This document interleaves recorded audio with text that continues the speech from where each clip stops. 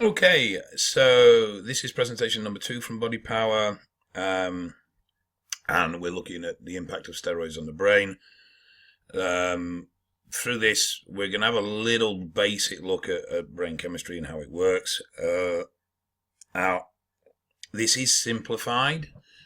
It is an incredibly complex area, and truth be known, there's a lot that's still not known. And a lot is based on studies that have been coming out from Oslo University. But we are seeing some patterns that are replicated anecdotally. So we're seeing behavioural patterns. We've got users reporting of symptoms and issues that are matching the studies. So I think it's fair to say that the content of this presentation is fairly accurate in that sense.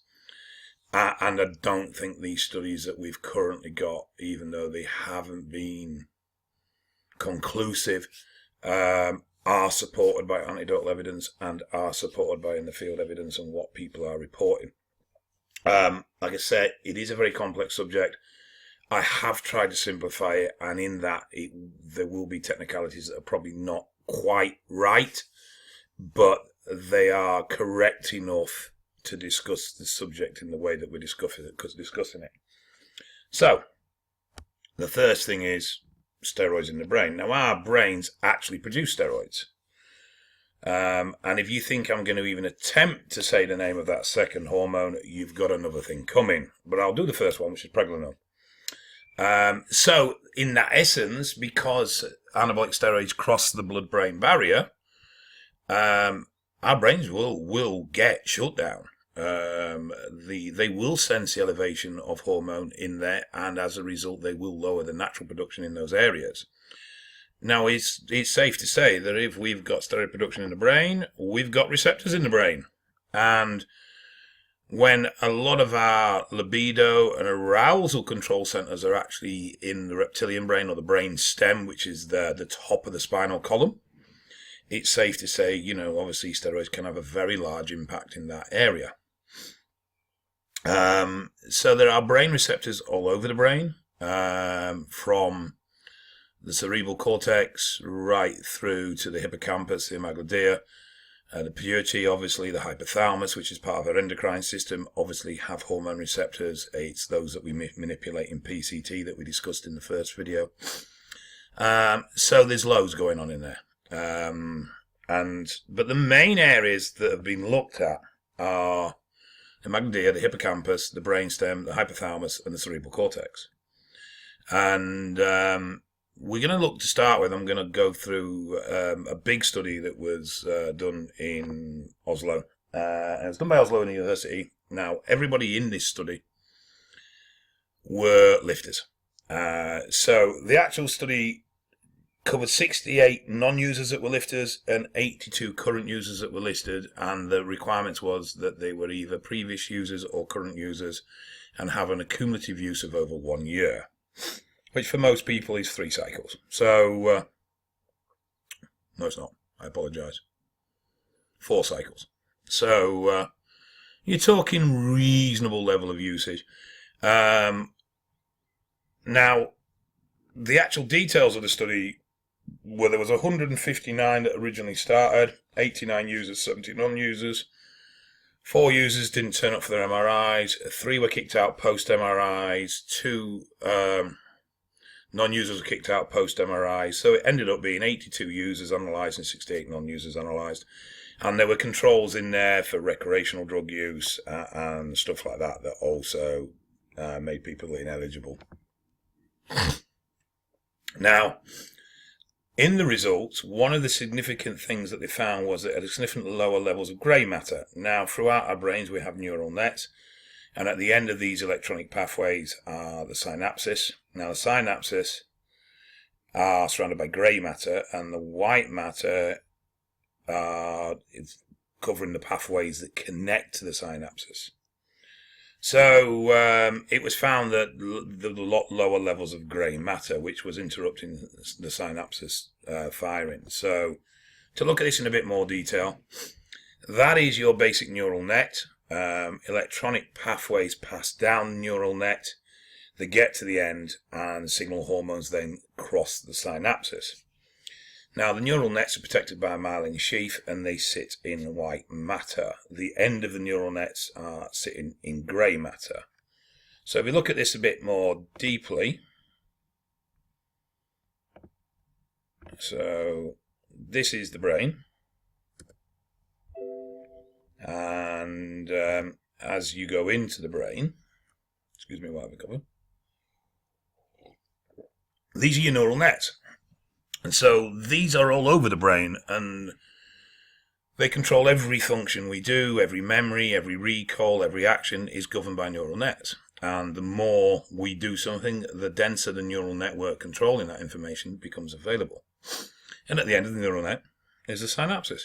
And that's signal hormones jumping across from one side to another.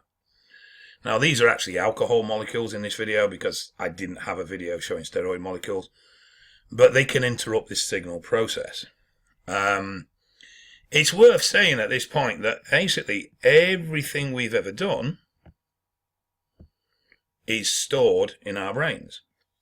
Everything we've ever seen, every smell, every sight, every taste, every memory, every experience, every bit of knowledge is actually in our brains from the moment we are conceived, or from the moment the brain develops. But because we don't access information, and because we don't use that skill, the neural networks connecting to that information are either literally non-existent or they're very, very weak. Now, you may have noticed that if you get into a discussion with somebody about something that's happened in the past, you will start talking and they will bring up one thing that you remember, then that will trigger you to remember another thing, and then again that will trigger you to remember another thing, and eventually you get to memories that you had completely forgotten about. And that is because the neural network going directly to that memory that you found at the end is very, very weak or non-existent. But there are networks from other memories. So as you access information in a chain, eventually you work your way around to that memory sort of through a back door. Now, back to the study. So the users averaged a weekly dose of 1,278 milligrams per week. Now, obviously, there were lower dose users and there were higher dose users. But to be fair, that's probably typical of a lot of people's cycles, is somewhere around the gram and a half mark. I think most people range sort of 700 to 1.5 or maybe a bit up to 2. But so that is obviously quite typical dosages of the average user. You know, they're not particularly high in any way, shape or form. Obviously, there would have been higher users in the study. Now, the average period was over a period of 9.1 years. So most of these users in this study are quite long-term users. And it showed several things. Now, it showed it had a significantly thinner cortex and overall less cortex. Now, cerebral cortex is the top area of the brain. And this is generally associated with higher thinking, higher function. And in this areas where we have our speech, we have our movement, we have cognitive functions. And so effectively what it's saying in that is steroids make you dumber. Now, there's a lot of redundancy built into the brain. You know, we only use a small proportion of our brain's power. So as a result, it can sustain quite a bit of damage before it starts to manifest as everyday problems. And it's very adaptive in the sense that it can almost reprogram itself. I have had worked in the past with a gentleman who has cerebral ataxia, which is a brain condition, degenerative disease. And in layman's terms, his brain is effectively rotting from the inside out. Now, he spent a period of 2 months in almost a self-imposed coma. Prior to that, his brain function had deteriorated massively, and on 3 occasions through that period, we were told that he wouldn't make it through the night. The condition is terminal; it will kill him. He's outlonged his prognosis by 7 years already. And then, after literally 7-8 weeks of nigh on being in a coma, constantly sleeping, not being very coherent when he was awake, he came round and had surprising function and ability. And subsequent brain scans have shown that other areas of his brain that weren't active previously now are. And a specialist in dealing with his case has basically said, your brain's rebooted and started using other areas that were previously dormant to compensate for the areas that are now broken. So there is a huge amount of activity in our brains, but that doesn't escape the fact that these people were effectively causing brain damage. Without being too obvious, the longer or the higher the dose, then the greater the impact. And it was actually noted that self-prescribed TRT patients were also suffering with impact as well. And they're not sure as to why, but they do know that steroids accelerate cellular death. Now, within our bodies, our cells have a programmed life, apoptosis. You will get used to me not being able to pronounce shit. I'm a Yorkshireman, so I don't have that for vocabulary for certain words. Whippets and flat caps is about the limit of what I can manage.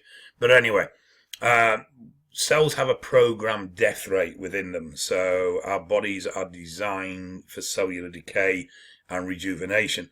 What they have found with steroids is that this process is accelerated, so we get premature cell death, which obviously means that the body is then struggling to maintain cellular integrity and the formation of new cells, and things start to get a little bit behind.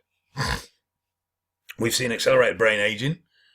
We've seen vascular brain disease, for some reason, which is listed twice. A cognitive decline, which is obviously a decline of mental ability.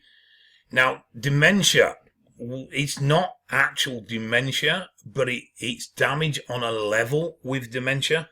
And some of the symptoms are very, very similar, particularly with memory.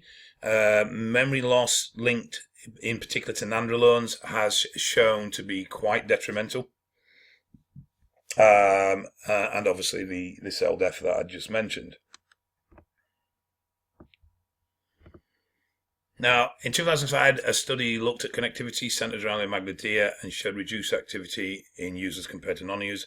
Now, the amygdala helps as a sort of hub for emotional and cognitive signaling. So it's like a central pathway. Now, throughout the brain, we also have what's known as a DMN, which is a default mode network, and that is a network that connects the various parts of the brain together. And a study in 2006 showed that there was a reduction in communication between amygdala and the DMN as well. So what we're seeing here, now this is at resting rate, so what we're seeing here is a lowering of brain function at non-stimulated levels. So we become, for want of a better word, a bit vacant when we're not engaged in something. And it's an overall lowering of the brain's ability to communicate with itself quickly. So everything becomes a bit more laboured brain function-wise. We're a bit quick, not as quick-witted. Everything's a bit slower for us to cotton on and deal with things. And what you'll also notice as well is, in real world, how does this manifest? Zoning out. And an inability to focus on more than one thing at once. So what you'll see is that users that have developed problems in this area, they will be quite oblivious to things going on around them if they're focused or concentrating on one thing. They struggle to input information from various sources at one time. An everyday example of this would be reading something on your phone, somebody else saying something to you, and you're not even realizing they're talking to you because your brain cannot absorb and process that peripheral information. So it's that sort of thing, or literally just zoning out. You just fixate on something or just drift off. So they're the sort of how these problems manifest in everyday life. So the other stuff that we've seen is that studies in 2013, 2011, 2009, 2006, 2007 have all shown that it causes this premature cell death. including on neurons, so those parts that make up our neural pathways. And a recent study looked at winstrol and showed that winstrol caused this as well. So it previously was more thought it was mainly nandrolone based, particularly trenbolone. It's now regarded pretty much that all steroids in suprapharmacological doses will have an impact on these areas.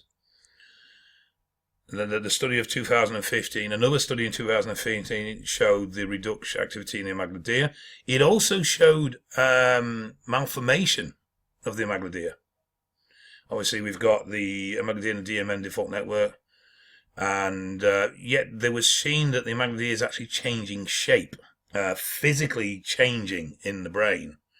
At this stage, they're not sure of what significance that change in shape or size is playing, but what they have seen is that quite literally it does increase aggression. So, we spent a long time both in harm reduction services where I work and as users saying it doesn't make you angry, just dickheads use.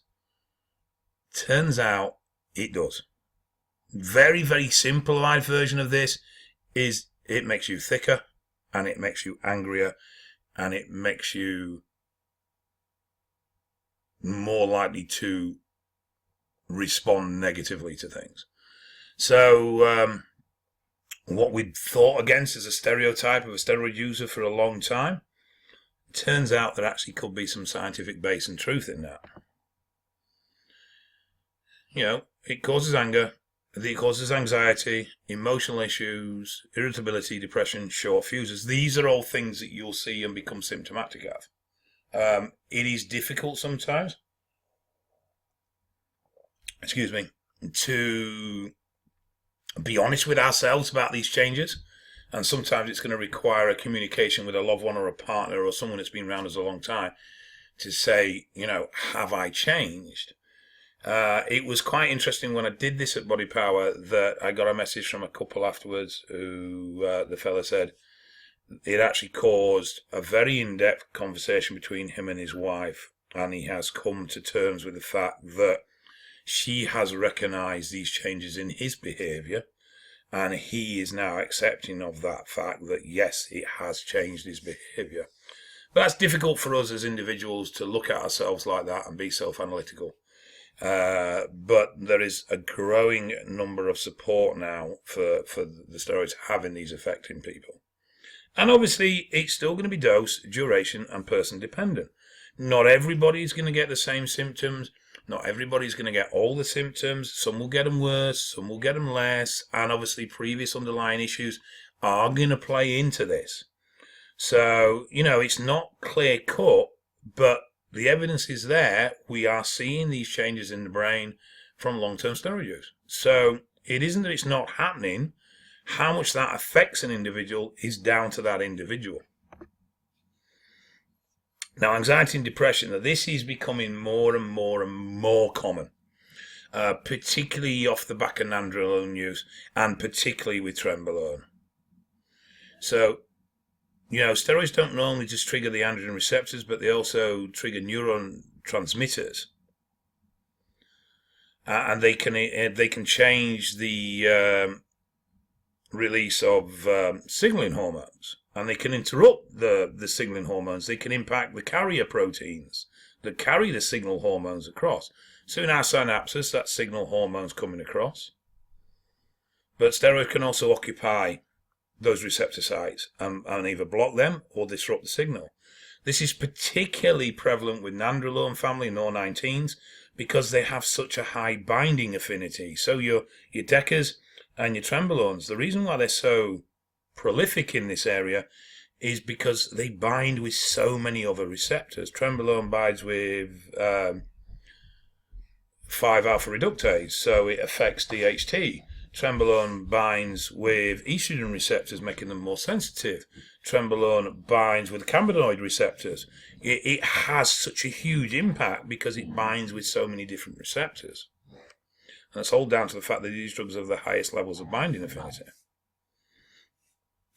Now, within our brains, we have GABA and we have 5-HT or serotonin.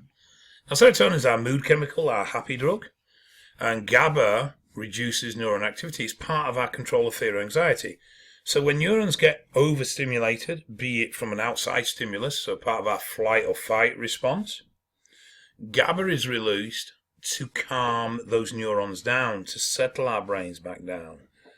You'll find that people who struggle sleeping and have overactive brains, if they supplement with GABA, it helps them sleep because it helps settle that brain activity. It helps lower those levels, of stress and anxiety. That's why we supplement with GABA. That's why a lot of pre-bed workout supplements contain GABA. So it has a massive impact of lowering and subduing our brain activity in a positive way. I'm not talking about dumbing us down, but just allowing us to settle. It will help us focus on single things if you struggle with stuff like monkey mind, where your brain's constantly flipping from one place to another. Now, what it is shown is that the Nandrolone family have a high binding affinity to GABA receptors. So they block the receptor, not allowing GABA to impact on that receptor, and therefore not allowing it to do its job to calming neurons down. This ends up in a resulting of an overstimulus of neural pathways, particularly those related to anxiety. It's also shown that Nandrolone binds with a 5-HT transport protein. So when you saw the video of the signal hormones crossing the synapses, they're carried across by transport proteins. Now, nandrolones bind with those transport proteins, making them inert, so they can then not carry 5-HT across. So we get a lower delivery of mood chemicals across, and as a result of that, mood lowers. Depression becomes prevalent. It's also worth noting that it has this impact on other actions with other drugs as well, particularly drugs for antidepressants. And nandrolones and antidepressants are a bit like using uppers and downers at the same time.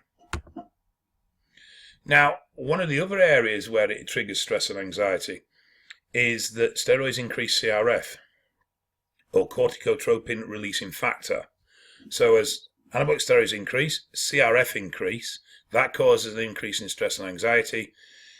And because the GABA receptor is blocked by nandrolones, we can't bring those stress levels back down. We end up getting anxious, we end up getting more highly strung, more uptight, more reactionary, and we don't have our natural process to bring that back down available. So this is another trigger that causes anxiety. The more powerful the drug, the greater this effect is going to be magnified. Now, the CDC, Center for Disease and Control and Prevention, did some studies and found that 23% of steroid users met the criteria for a severe mental disorder, level 3. So that's major depression, bipolar, PTSD, or OCD. So these are a big, serious, medicated, problematic mental health problems that is in nearly a quarter of all steroid users. Now, again, at this stage, we can't conclusively say it's steroid causing the problem. We can say conclusively that steroids don't help the problem and potentially make the problem worse, but what we can't say is that it could, because, it could be that mental disorders are driving people to usage in the first place. Now, Pope and Katz at the States reported similar numbers at 22% from their studies. They showed that 22% of users had severe mental health problems. They've also shown that around 70% of users are dependent. They cannot stop using. They are what you would call addicts. And it's also that similar numbers of users are TRT dependent as well. So, the nandrolones themselves, because they have this huge binding affinity, and tren is the highest binding steroid of them all. In fact, it's the one that all of the steroids are measured against. It's part of why they're so good at building muscle mass and they're such strong compounds, but it's also why they're so dangerous. Now, nandrolone is a great drug in the sense that your blood values will be, if you took 2.5 grams of test, you would see a real impact in your blood values when you did your blood tests. But if you took 2.5 grams of Deca, those blood values would be a lot better. You'd be a lot closer to range and possibly even staying in range with the right supplementation. But What that doesn't show in those blood tests is the impact that nandrolones have on the heart. They are much more toxic to the heart. And it also wouldn't show what the impacts they have in neural pathways as well. So there isn't really a case of that one steroid's safer than another one to some degree. There are those that are milder. But when it comes to the ones that offer good results, there is always a price to pay. And if you're not seeing that price, it means you're not looking in the right places. Now, decadrolone has also been shown to massively reduce levels of MPY or neuropeptide Y in both the bloodstream and the hippocampus. Now, our hippocampus controls our memory. It's responsible for short-term and long-term memory and the transference between the two. We have seen that with nandrolone use, the transferring of short-term to long-term memory is severely affected.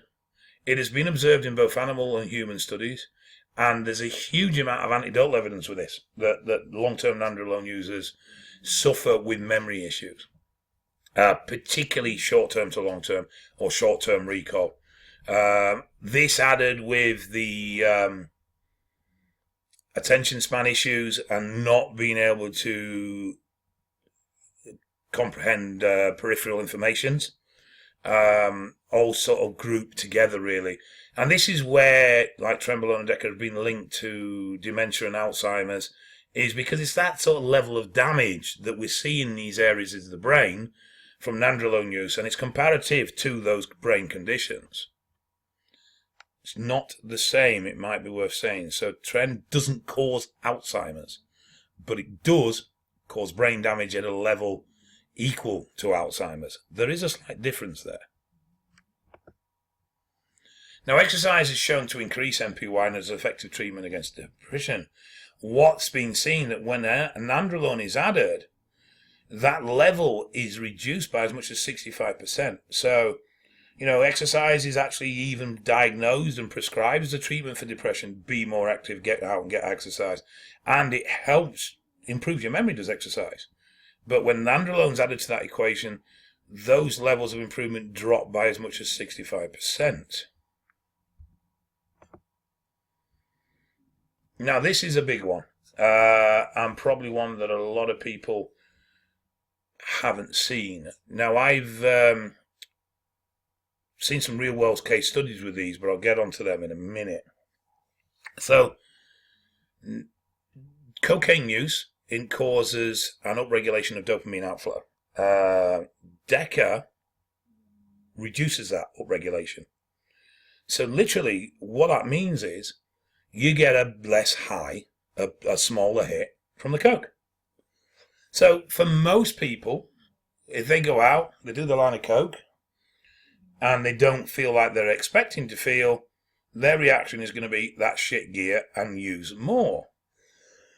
The truth of it actually is, it's not the gear that's shit, it's the Deca that's changed your reward mechanisms for using the gear. And so by using more, you are significantly increasing the health risk from using that drug because your usage is going to get a lot higher. And this is seen in real life studies as well. So you'll find that people who use nandrolones and do cocaine, or even MDMA as well, so ecstasy, their usage of those drugs will increase. And I worked with somebody, and they've been very, very, very open and detailed about what they've done over the years. Now, they started steroid use in 2014, having prior to that not drank, not used recreational drugs of any way, shape or form. They were female and they started quite low, so usual 10 mg/hour, that sort of thing. Within 2 years, they were getting into using Deca and their doses were starting to creep up. And then over the next 18-month period, they saw their nandrolone use increase. So Deca and Tren were introduced. Not at the same time, I must add, it was Deca and then on to Tren. And they started using cocaine. And as the doses of those steroids increased, or the strength of those steroids increased, their cocaine use increased. Now, this resulted in eventually them having a bit of a psychotic break, and that was the catalyst that eventually pulled them away from usage. But it was interesting to see that their recreational drug use started after they'd started using steroids, and it continued and increased in line with their drug use. Now, it has been shown that steroids increase our perception of, or decrease, should I say, our perception of risk. So what happens is that we just don't see risk the same way. And in that way, use is self-perpetuating, because we will then get rather casual in our approach to the drugs we use and how much of the drugs we use. And I've been through this similar myself. You get to a certain point where you get very blasé about the health impacts of what you're doing. Now there's other mechanisms coming into this: ambition, drive, tunnel vision, all that sort of thing.